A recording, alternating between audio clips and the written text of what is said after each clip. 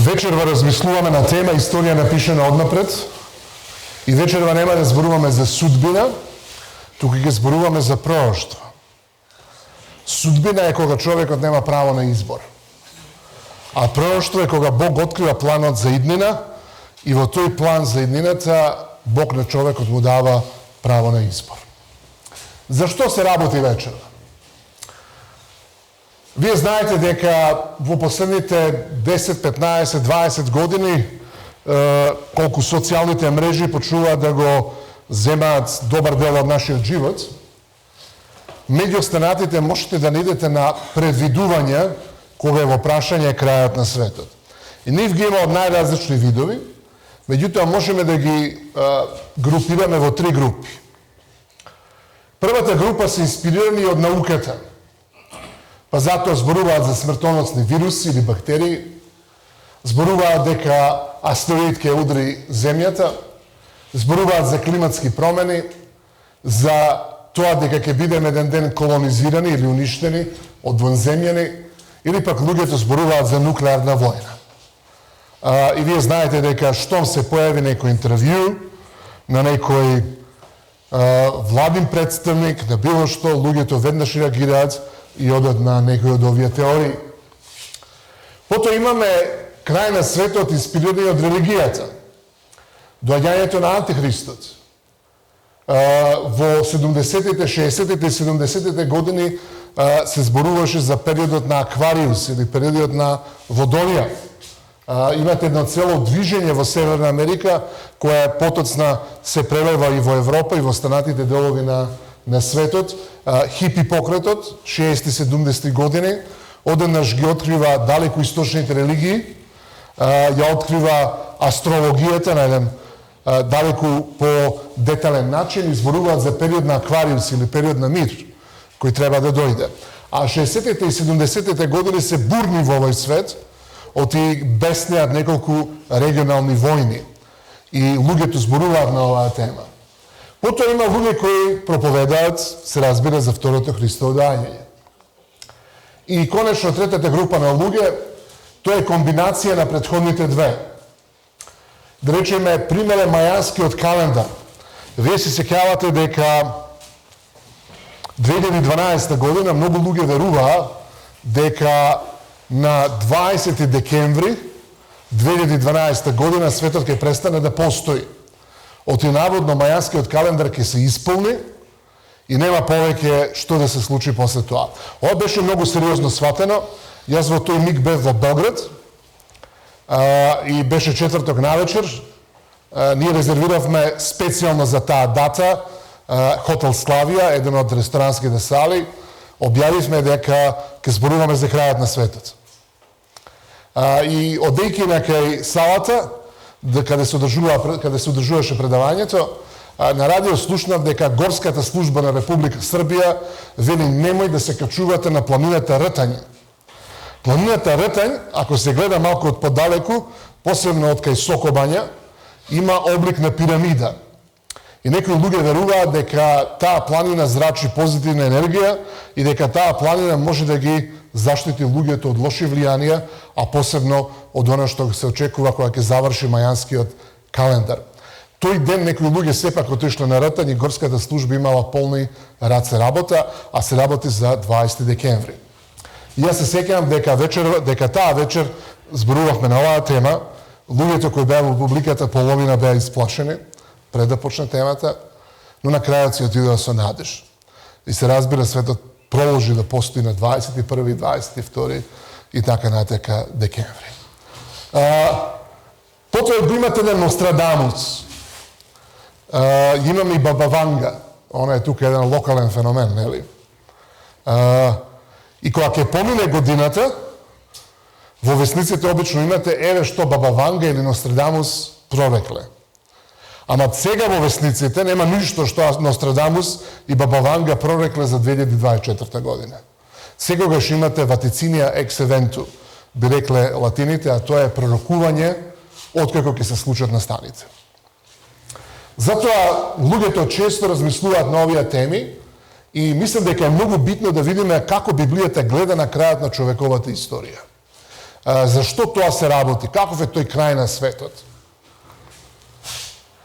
Вечерва кога ќе зборуваме за пророштвата, јас би сакал да изнесем неколку забелешки и да видиме кои работи треба да ги избегнуваме кога зборуваме за библиските пророштва, а посебно за оние кои говорат за така наречените последни денови или ескатологија. Број 1. Треба да се избегне весник толкување. Весник под наводници. Луѓе читаат весник, гледат во Библијата и велат каде ова што го пише во весникот, можеме да го најдеме во Библијата. Гледаат CNN, гледаат BBC, гледаат на социјални мрежи, разноразни вести и прашуваат. Јас секој бев во една црква во Лондон и луѓето ме прашаа, вели, а каде е COVID, короната, каде е во книгата на пророкот Данијел? Јас си велам, короната ја нема во книгата на пророкот Данијел, ама книгата на пророкот Данијел зборува за Бог кој е господар на човечкиот живот. Ако сакате, јас можам да ви зборувам за него. Што значи треба да се избегнува сензација. Исто така треба да се избегнува споредување на библиски текстови кои не се лингвистички, тематски и концептуално поврзани едни со други. Значи, тоа што луѓето цитираат Библија и споредуваат еден со друг стих, мора да постојат строги правила кои се почитуваат, за да ние можеме да разбереме дали навистина тие две идеи, тие два стиха, тие два концепта се поврзани. Луѓето денеска се земаат за слобода да во Библијата поврзуваат се и се што. Скокаат од една книга во друга библиска книга, цитираат еден цитат тука, друг цитат таму. И тоа обично го нарекуваат во англосаксонскиот свет proof texting, каде текстовите се вадат од контекст за да се даде подршка за идејата која оној го работи тој proof texting ја чини. И тоа е многу опасно, бидејќи со тој proof texting од Библијата можете да докажете било што. Исто така е да се избегнува ставот дека пророштвата се напишани во 21 век во Европа. Ова е многу битно. Пророштвата се напишани на еден оригинален јазик. Вечера зборуваме за едно пророштво кое е напишано на арамејски јазик, јазик кој е сличен на еврејскиот, библискиот еврејски, меѓутоа сепак се тоа два различни јазика и мора многу да се внимава што навистина таму пишува и што текстот ни открива. Исто така, постојат одредени културолошки конвенции, кои кога го читаме текстот мораме да ги разбереме со очите на луѓето кои живееле во таа култура и во она време. Инаку може да дојде до големо недоразбирање. Пример. Исус ја вели на една жена, жено. И сега ако вие во овој контекст денеска некому речете жено, а Исус тој го вика на една непозната жена, таа господја денеска на која бисте се обратиле со жено, може да се наљути, со право. Меѓутоа во она време изразот жено бил израз на големо почитување. Оти Христос кога е раснат на крстот се обраќа до својата мајка со зборовите жено. Што значи постојат одредени културолошки конвенции кои мора да се знаат, да се запазат и да се биде многу внимателен. Друга работа, дека Библијата не е напишана во Европа во 21 век, ниту е напишана во античко време во Европа, е што историјата во Библијата е линеарна. Историјата кај старите грци, во атинската филозофија, историјата е циклична. Дури и Ниче зборува дека работите постојано се враќаат. Меѓутоа, во Библијата историјата не е циклична, не се повторува. Во Библијата историјата е линеарна. Линеарна. Таа има свој почеток и има свое исполнување. И конечно, Европа не е централниот интерес на Данијел 2, што е нашата тема за вечерва. Значи, Европа не е централниот интерес на книгата на пророкот Данијел.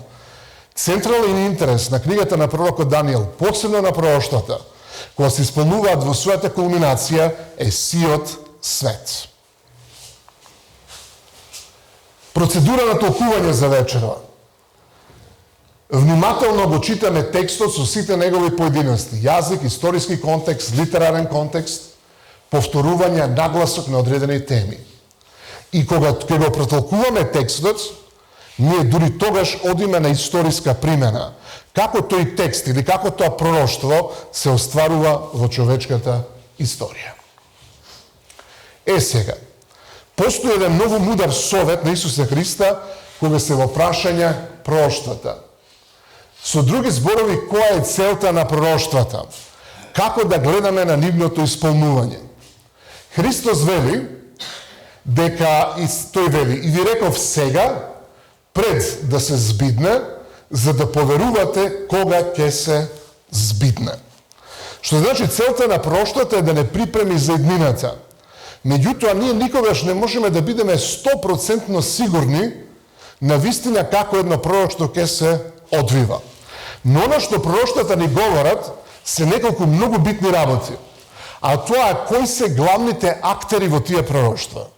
Односно, Библијата ни говори кој ја представува позитивната, добрата страна и кој ја представува онаа негативната, лошата страна.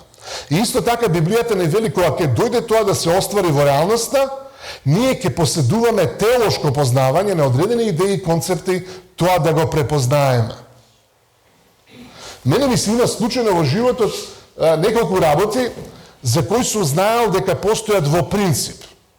И некои луѓе се појавиле во мојот живот, кои најнапред изгледале пријателски настроени, ама после одредено време биле непријатели. И уште пред да станат отворени непријатели, јас успеав, читајќи ги Евангелијата, посебно Евангелијето според Матеј 7 глава, каде Матеј вели по родовите нивни ќе ги препознаете.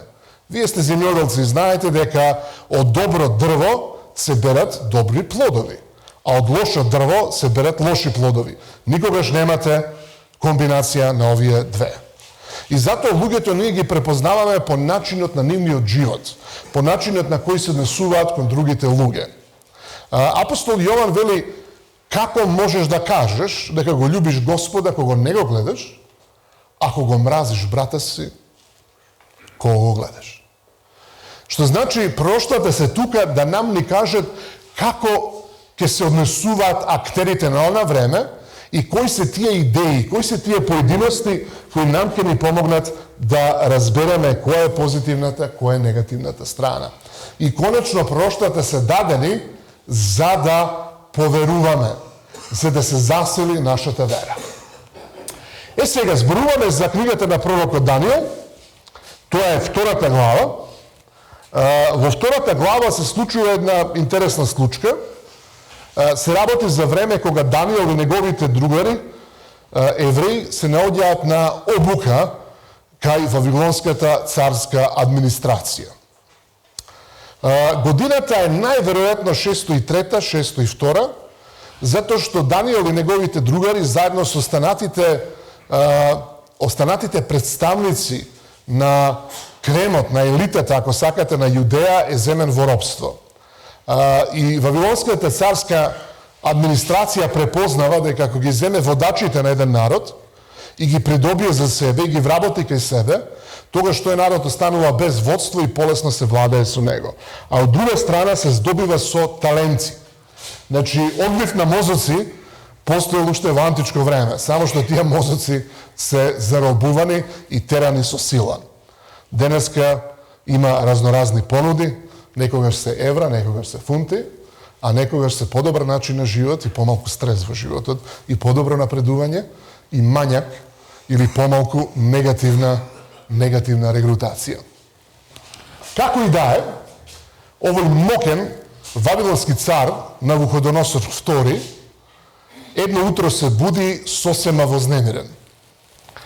И тој им вели на своите советници, и тие советници се споменати според нивните занимања во книгата на пророкот Даниел, втората глава. И тие занимања се многу интересни и најмалку две од нив потсеќаат на она што го наоѓаме во Египет. Текстот вели во втората година на Навуходоносоровото владење, Навуходоносор сонуваше сон. Неговиот дух се вознемери, заради тоа и сонот го остави. Царот нареди да бидат повикани волшебниците и гаталците, проколнувачите и звездарите. Звездарите значи астролозите. За да му го протолкуваат сонот на царот. И тие дошле, застанале пред царот и му велат: добро царе, кажи ни ја содржината на сонот, а ние ќе ти кажеме што сонот значи. Меѓутоа, Навуходоносор вели вака: не, ќе мора да ми кажете две работи. Да ми ја кажете содржината на сонот и да ми кажете што сонот значи. Очигледно е дека Навуходоносор помне нешто од она што го сонувал и сака да биде сигурен дека ако овие луѓе на еден надприроден начин ја знаат целокупната содржина на сонот, тогаш тоа на некој начин ќе биде гаранција дека тие зборуваат вистината. Оти само да им се каже содржината на сонот, ја мислам дека секој човек, ако го земете од улица, ќе ви даде свое толкување. И од 10 луѓе ќе добиете 11 различни толкувања. Меѓутоа, овие луѓе се упорни и велат: царе, па застане малку, ова никој не го барал од своите советници. Вели, ниеден цар не го барал ова од своите советници. Меѓутоа, Навуходоносор е човек со краток фитир, како би рекол нашиот народ, и сосема нервозен им вели: или ќе кажете двете работи, или ќе бидете погубени. Навуходоносор е човек кој се плаши од заговор. Вие знаете дека секој амбициозен владател се плаши од заговор. И луѓето кои се наоѓаат на врвот од пирамидата на моќта, многу често страдаат од параноја. И тоа е познато дека ги опфаќа многу луѓе, не само светските диктатори. Туку тоа ги опфаќа и луѓето кои се најпрви неуспешни како лидери во бизнис, лидери во било која институција, меѓутоа во еден миг стануваат толку обседнати со себе и толку обседнати со работата која работат, да се плашат некој да не им ја земе. И тогаш стануваат параноидни. И кога стануваат параноидни, стануваат и агресивни. И сега овие луѓе гледаат, мудрите луѓе на Вавилон, гледаат колку работата е сериозна и му велат: па чекај царе, ова ти што го бараш, ова не може да ти го даде ниту еден човек, ова е во власта и областа на боговите. Меѓутоа, Навуходоносор е сериозен, му наредува на својот телохранител, на водачот на царската гарда, да ги погуби сите учени луѓе во царството. Односно, оние кои се во неговата администрација, неговите советници. Меѓу тие луѓе се наоѓа Даниел и неговите тројца пријатели. Даниел му приоѓа на оној кој е задолжен за нивната екзекуција и му вели: сопри, не ги убивај мудрите луѓе на Вавилон, постои начин да се дознае што навистина царот бара. И таа ноќ Даниел и неговите пријатели се молат на Бога и Бог му открива на Даниел и која е содржината на сонот и му открива што сонот навистина значи. Даниел тоа утро бара да излезе пред царот и излегувајќи пред царот, тој на царот му објаснува што навистина царот сонува и му објаснува што навистина сонот значи. Она што е фокус е што во овие текстови имаме една одлична увертира во толкувањето на ова пророштво. И Даниел овде ги вели овие зборови. Даниел 2:27 до 30 и вели: Даниел одговори пред царот и рече: тајната што царот ја истражува не може да му ја откријат на царот мудреците, волшебниците, гатачите и проколнувачите. Ама на небото има Бог кој ги открива тајните и тој му ги соопштува на царот Навуходоносор она што ќе биде во последните денови. Еве го твојот сон и она што тебе ти се привидело на постелата. Тебе, цару, на твојата постела ти дојдоа мисли што ќе се случи со твоето царство подоцна. А откривателот на тајните со големо О ти соопшти оно што ќе биде. Иако немам мудрост повеќе отколку другите смртници, таа тајна ми е откриена само затоа да му го соопшта на царот нејзиното значење, за да ги запознаеш мислите на своето срце. Интересно е дека Бог се завзема за еден поединец како Навуходоносор и сака да му открие на царот што навистина овој сон значи. Прва работа која гледаме е дека Бог и само Бог е единствен извор на вистинското откривање на иднината. Мала дигресија. гледање на кафе, гледање на тарот карти, гледање во празд, во грав, во црн дроп од животни, тоа е забрането според Библијата и тоа не треба да се прави. Ако не интересира иднината, постои Бог кој иднината ја открива. И конечно целта на откривањето на иднината е да му се открива царот што ќе се случи во последните денови. Што значи ова пророштво кое сега ќе го обработиме, ова пророштво ни говори што ќе се случи во груби црти, во крупни потези, од времето на Навуходоносор до крајот на овој свет, односно до еден нов почеток.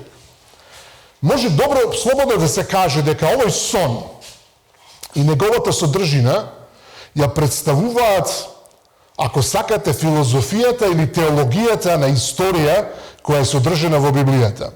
Односно, со овој сон нам ни е речено која е смислата на човечката историја. Дали смислата на човечката историја е безсмисол, комплетен, или таа има свој план, или постои план за човечката историја и постои одредена кулминација. Која е содржината на сонот?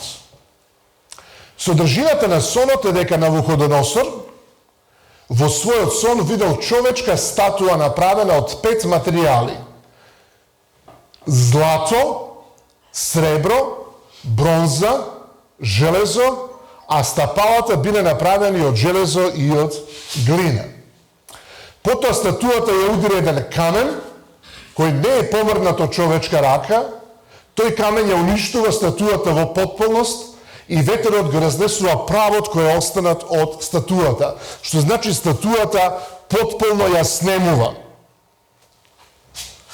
А од друга страна, каменот расте и ја исполнува сета земја.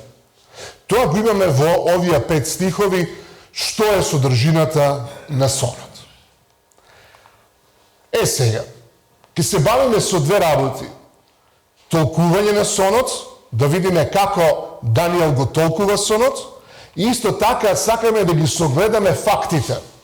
Фактите некој рекол дека се најтврдоглава работа во животот. Нив не можете да ги смените.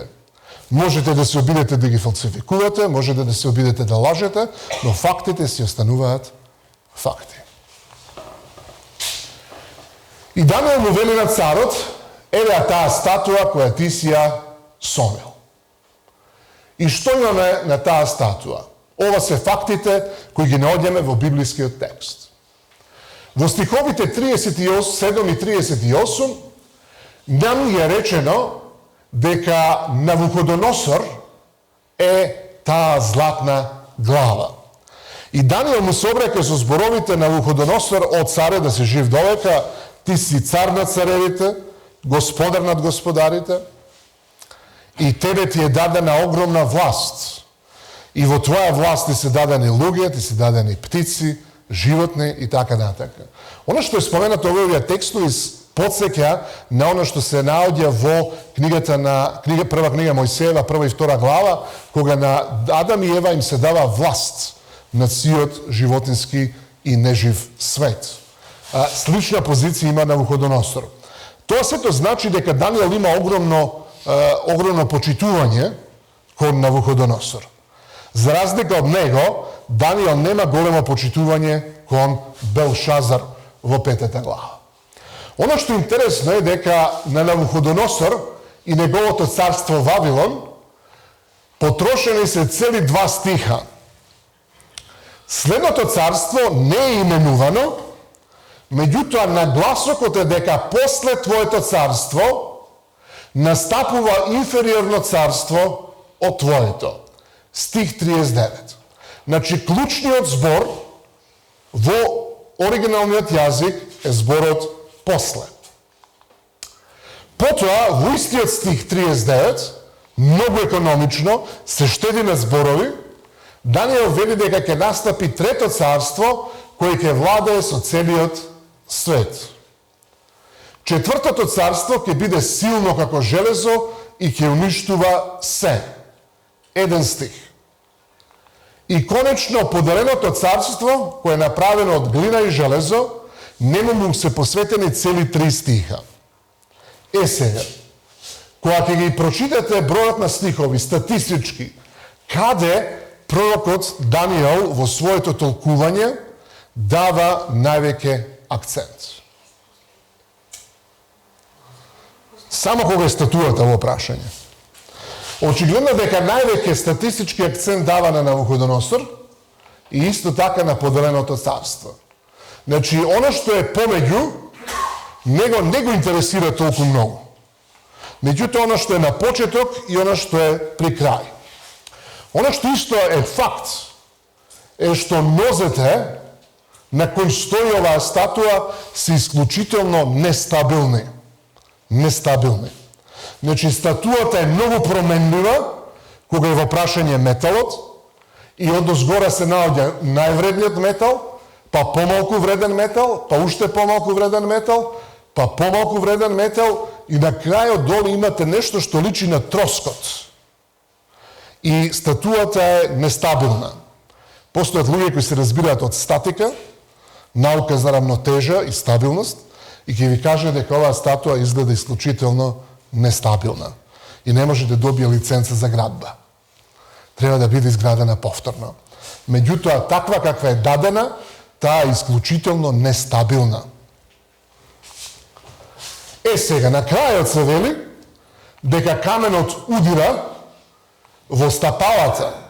Значи, каменот удира во стапалата на статуата и тој камен ја руши во потполност, меѓутоа самиот камен расте и ја исполнува сета земја. За него пророкот Даниел ни вели дека се работи за царство кое Бог ќе го подигне и тоа царство нема да има крај. Како тоа знаеме? Оти гледаме дека сите овие царства, колку и да се моќни, колку и да Навуходоносор е наречен цар на царевите, сепак тој Навуходоносор дошол, бил, постоел, и еден ден го снемало. И тој не е единствен цар кој така мислел за себе си. Скоро секој владетел мисли за себе дека ќе живее вечно и дека ќе владее вечно. Меѓутоа, тоа воопшто не е вистина. Сега, кој е историското исполнување? Значи, да запомнеме дека проблем е што само знаеме кое е првото царство, а немаме поим кое е второто, третото, четвртото и ова поделено царство. Значи, Даниел воопшто не ги именува во своето толкување. Што значи, ние мораме да ја повикаме историјата на помош, да ни каже на вистина за кои царства се работи. Значи, првото царство знаеме со сигурност дека е Вавилон од 605 до 538 година пред Христа. Вавилонското царство доаѓа во подем порано. Значи, Вавилонското царство веќе во 8 век пред Христа е во подем, а Асирската империја, која е доминантна во тоа време, полека е во опаѓање. Меѓутоа, Вавилонското царство, тоа ново Вавилонско царство, доаѓа на историската сцена како една значителна сила 612 година пред Христа. Меѓутоа, јас ја зимам 605 година пред Христа, затоа што ова царство, како и наредните царства, имаат смисла и споменати се затоа што се тие на некој начин во допир или во однос со Божиот народ. И во Стариот Завет, и во Новозаветното време. Значи, не сите царства на овој свет, кои постоеле во овој период, се споменати тука. Туку само се споменати доминантните империи, кои биле во допир со Божиот народ. Сега, помогнете ми, кој е второто царство? Пред да ми помагате, ја ќе ви кажам нешто од историјата. Во 6 век постојат два народа, две царства кои во еден миг ќе се здружат, но факт е дека прво се појавува Медијското царство, а подоцна се појавува Персиското царство. Постојат историчари теолози кои велат дека ова второ царство е Медија, Од историски велат тие, читате во историјата и тоа е точно, се појавува како второ царство. А Персија треба да се земе како трето царство, моќно, и четвртото царство кое е направено од железо, треба да се земе како царството на Александар Македонски и неговите наследници се представени со стапалата. Дали се сложувате со овие историчари и зошто? Или не се сложувате и зошто?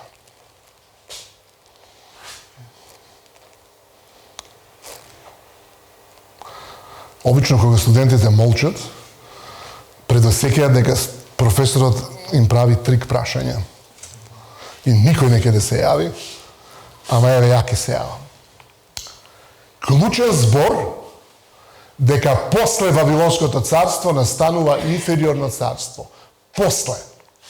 Значи, текстот не говори кое царство кога се појавило во историјата на човештвото. Туку текстот цело време зборува кое царство ќе го наследи претходното царство. Кое царство ќе дојде после она другото. Кое царство кое доаѓа ќе го потисне она претходното. Тоа е поентата. Затоа, после Вавилон, со здружени сили, доаѓа Медо Персија, која во 539-538 година пред Христа го освојува Вавилон. И градот и неговата територија на царството. Таа ноќ е убиен регентот кој владеел во името на татка си Набонида и тој е убиен истата ноќ. Татко му Набонид, кој бил легален крал во правна смисла на Вавилонското царство, легален цар, живе уште некое време. Но медијанците и персијанците за заеднички сили го освојуваат Вавилон и настанува доминација на Медо Персија. Меѓутоа, медијанците подоцна во овој период ќе бидат потиснати на сметка на Персија и веќе при крајот од ова царство, во 331 година, вие веќе имате доминација на персиската линија во царството.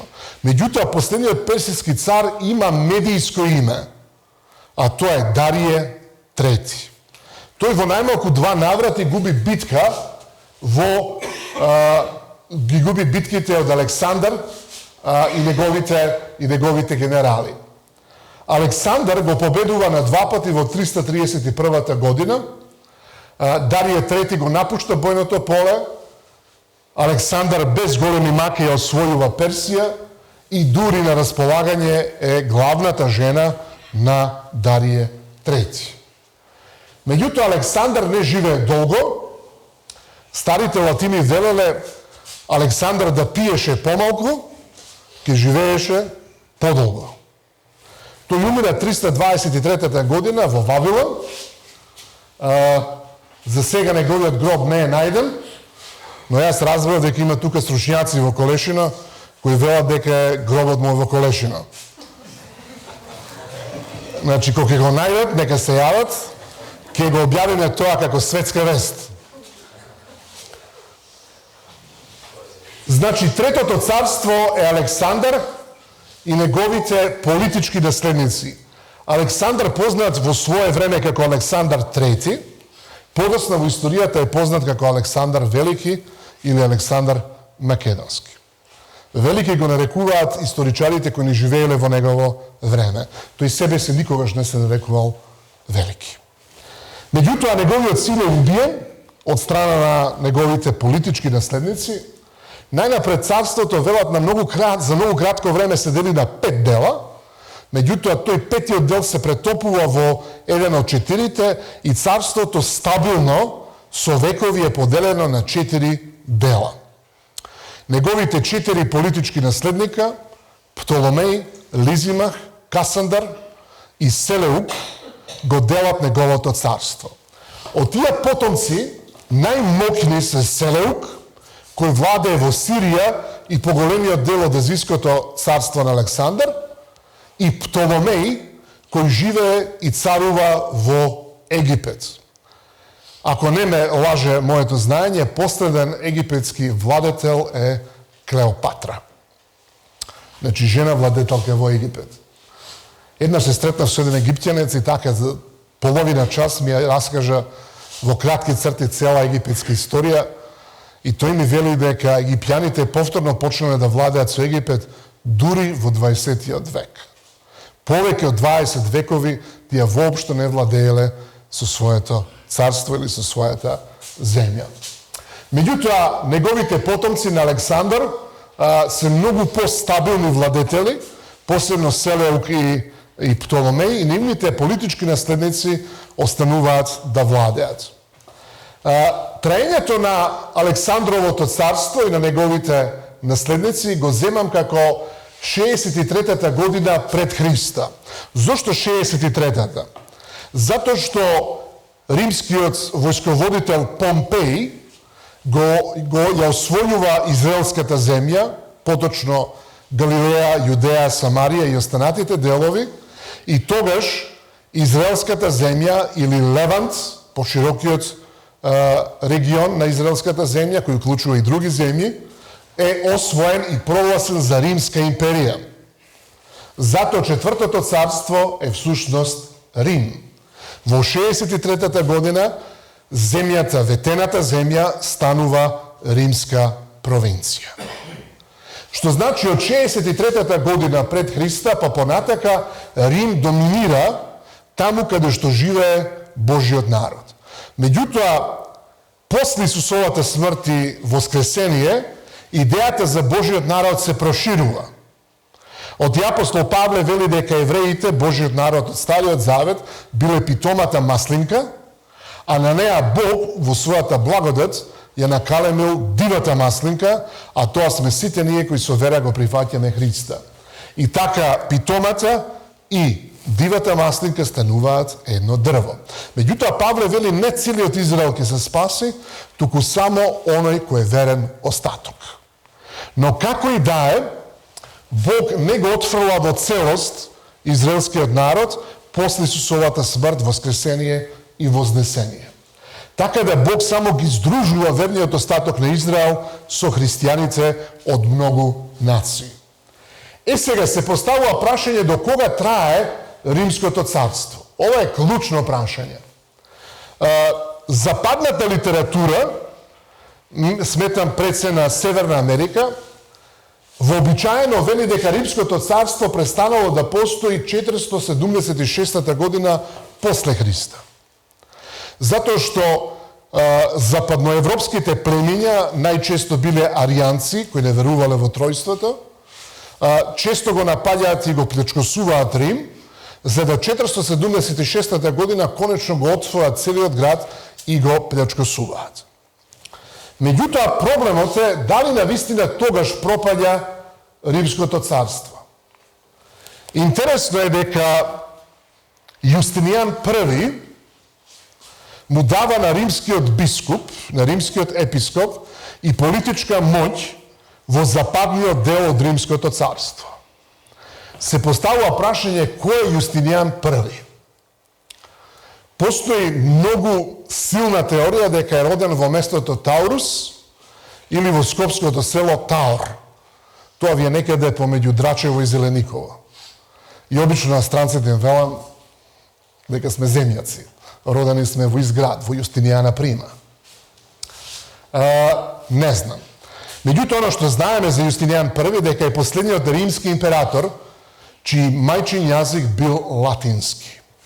Сите останати римски императори до падот на Константинополис 1453 година се оние кои зборуваат грчки како нивни мајчин јазик.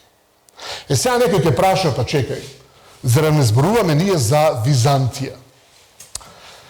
Историографијата по прв пат го користи зборот Византија за источното римско царство во 1555 година. Претходно немаме никакви записи дека источното римско царство себе си се нарекува Византија или византијци. Ево уште еден аргумент. И мојата прва братучетка е археолог, работи во Скопје во Републичкиот завод за заштита на споменици. Нејзиниот сопруг исто археолог, ама не се бави со археологија. И јас си велам добро. Дали на вистина источното римско царство се вика Византија или Рим. И тие велат Рим, затоа што османлиите кога го освоиле овој дел од Балканот, како го нарекувале? Румелија. Зошто? Оти тие сметале дека тоа е земја на римјани. Друга работа.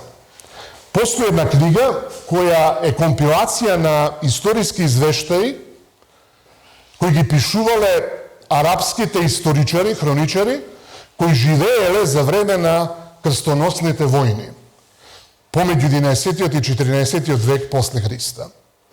Во нивните списи се вели дека во крстоносните војни постоеле три страни, кои често правеле различни коалиции, двете против едната.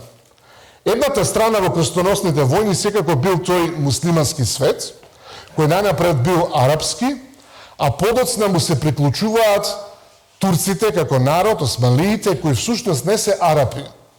Турците се централно-азиски народ. Меѓутоа, тие заедно го чинат со арапите муслиманскиот свет. Втора завојувана страна во крстоносните војни се западноевропските војски, кои муслиманските историчари ги нарекуваат франки. И третата групација се ромули, римјани.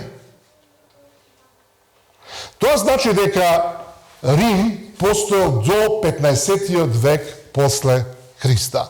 Затоа ја наоѓаме оваа бројка овде. И конечно, доаѓаме до политичките наследници на Рим. Тоа е од 15 век па до ден денешен. Зашто политички наследници на Рим? Овде има и правници. Која е основа на секој правен систем во било која модерна, современа држава денес во светот? Се вика римско право. Тоа е еден од предметите кои се полага на прва година на правни студии. Во Македонија, Србија, Британија, Америка, Африка, било каде имате современ правен систем. Римско право. Што значи системот, правниот систем кој овде го имаме денес во Македонија, е базиран на римско право. Второ, представнички систем. Бирање на представници кои учествуваат во законодавната и извршна власт. Пред 5 години бев на конференција во Рим, еден ден ме земаа да ме прошетаат со професионален водич низ Рим, го видовме Колосеумот, има 88 влеза, и водичот вели вака. Во Рим, еден човек кој би сакал да оствари политичка кариера како представник на народот и да може да прави закони и да учествува извршната власт, вообичаено би било да подигне кредит од одредени кредитори за камата и да на своите соседи, познаници, пријатели и поширок круг на луѓе им купи влезници за гладиаторските игри во Колосеумот.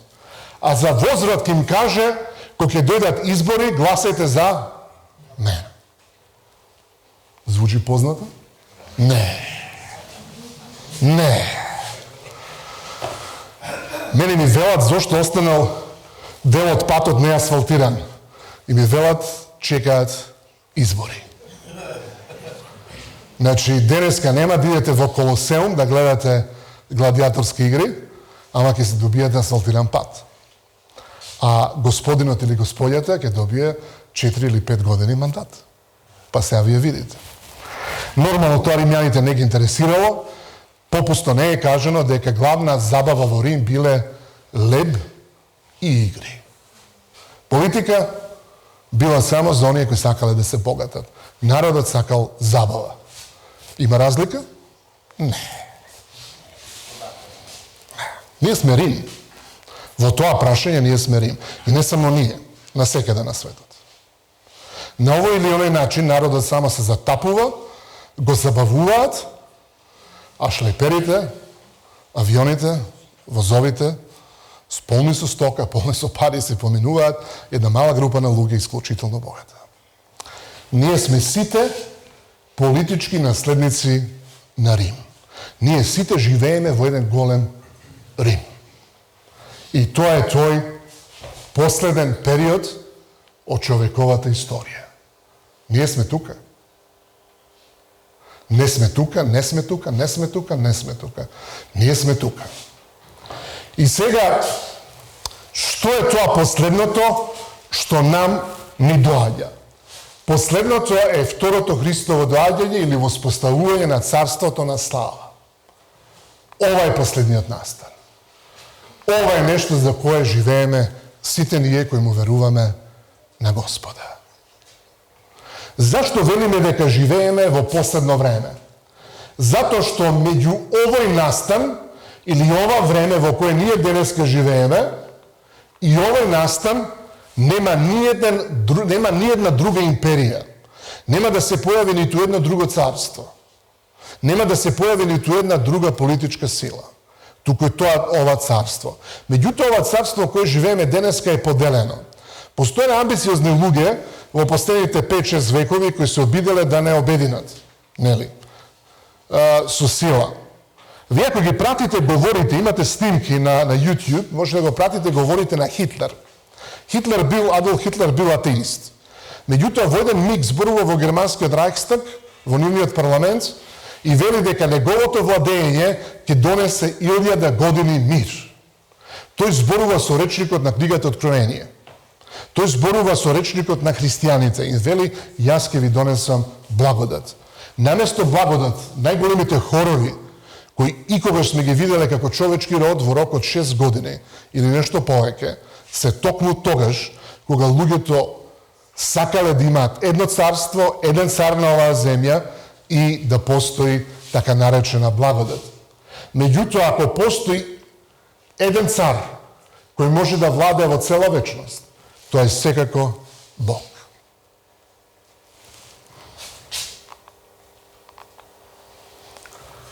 Ајде да направиме една ретроспектива. Вавилон беше и си замина.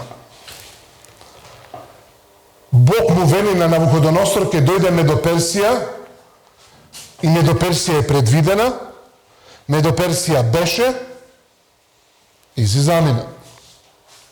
Александар, колку и да бил гениален, колку и да е последниот генерал кој ја предводил својата војска од напред, а не од командно место во позадина, колку и да е човек кој никогаш не изгубил битка на бојно поле, сепак човекот умира на 33 години. Александар и неговите политички наставници биле проречени и си заминале. Рим, така наречениот вечен град, или сите патишта водат во Рим, иако мокен, иако битен, постои со десетици векови, Рим е проречен, бил и си поминал. Што значи од тука до тука, се што Бог рекол, се исполнило. И сега ние живееме како политички наследници на Рим во поделено царство. Што значи се што оваа статуа представува, до сега се исполнило во потполност. Единствен настан кој фали е овој. И затоа христијаните говорат дека Исус ќе дојде скоро. Тоа е причината.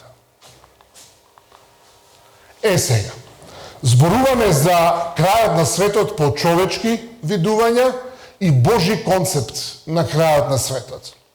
Човечкиот концепт, кога зборува за крајот на светот, има призвук на фатализам и резултат на очај. Ке не удри астероид, ке не се изгаси сонцето, климатски промени, ке не потопат океаните, ке не се случи ова или она. Некој бисер ќе го стисне копчето погрешно и ќе завршиме во нуклеарен холокауст. Тоа е фатализам и очај. Во смисол не можем ништо да променам и затоа земам и очајувам.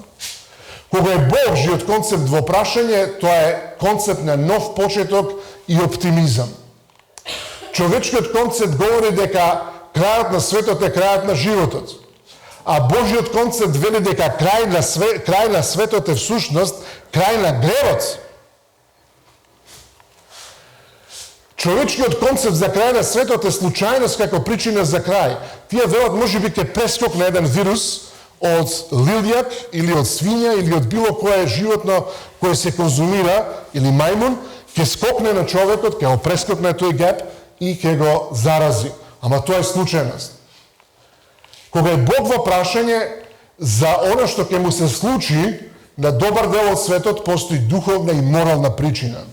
Ние вчера видовме дека при создавањето на светот, кулминација на извештајот за создавањето на светот е дека светот има духовна намена, духовна цел.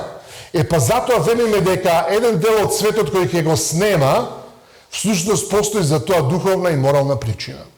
Резултат на човечкиот став за светот е страв. Резултат на оно што Бог го открива во својата Библија, во пророштвата се надеж и радост.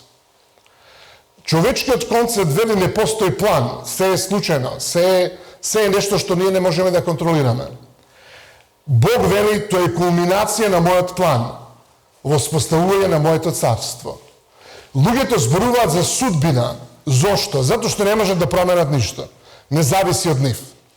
Обично во Англија велат кога изборите, политички избори за парламент и локални избори, кога тие би можеле да променат нешто, би биле укинати. Каков сарказам. Меѓутоа, кога е во прашање оваа статуа, ние гледаме дека Бог без разлика на реакцијата на владетелите во овие империи, Бог сепак, без да ги праша, нивните империи ги менува. И без да не праша нас, Бог еден ден ќе се врати повтор пат. Без да не праша за дозвола. Без наша реакција.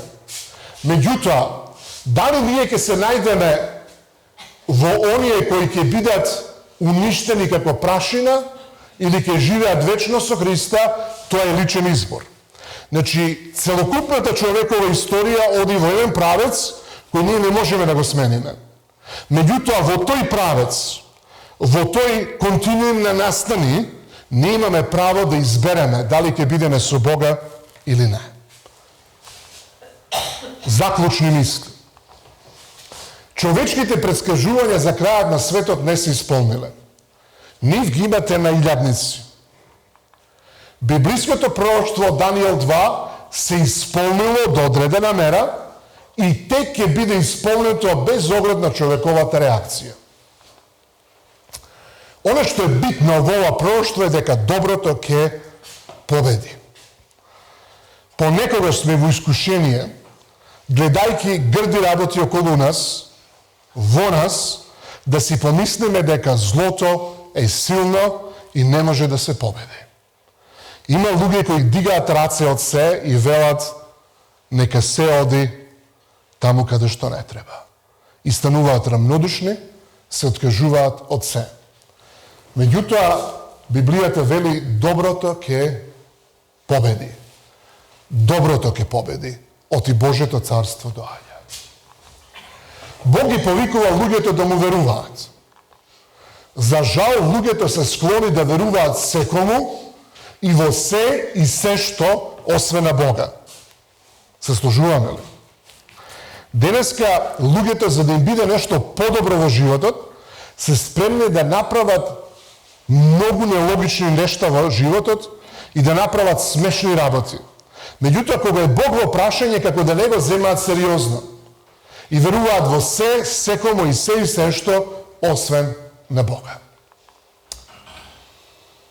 Почитувани, вечерта кога заминувате на спиење, ќе си припремите за кревет и ќе седнете на својот кревет, ќе ги ставите вашите влечки покрај креветот и ќе си погледнете во стапалата, можеби ќе си ги измасирате, и ако погледнете во своите стапала, сетете се дека живеете во период на неединство, последниот период од човечката историја. И тоа не е време на очај, не е време на страв, туку е време на надеж. Тоа не е време за паника, тоа не е време за очајување, тоа не е време за равнодушност. Тоа е време да му поверуваме на Бога и да се држиме за Неговата реч. Нека Бог ни помогне во тоа. Не велам дека е лесно, но велам дека е најдобро. Нека Бог не води. Амин.